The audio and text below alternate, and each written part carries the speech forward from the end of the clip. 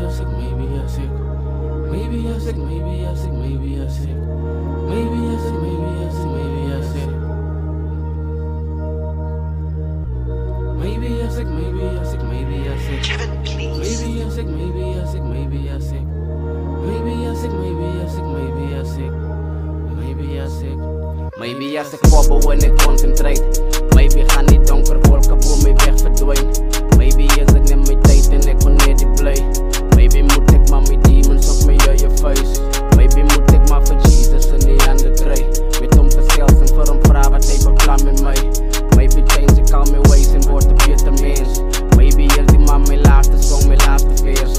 Maybe is dit nou die tyd waar ons baie skei. Ons het verlede maar jou toekoms is die saam met my. Ek wil 'n beter person wees en op one is blame. En maybe moet ek maar my story in die sand skryf. Maybe is a better days in die tweede plan. Geef my 'n teken, laat ek weet ek staan 'n beter kans. Maybe is die bigger picture net die open mind. En hoe kom voel het as die pyn wat ons laat survive.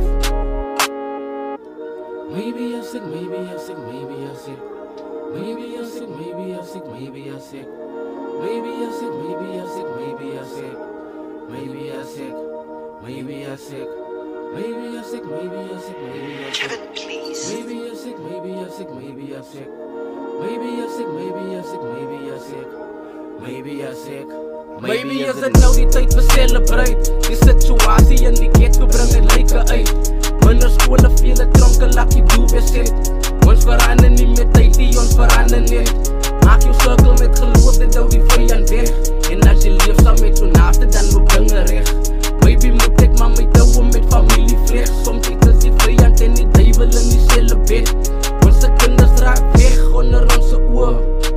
Word in 'n vreemde land gaan verkoop. Ek verstaan nie meer die pyn, dit is iets anderste. En 'n coward wat sy hande vir 'n meisie lig.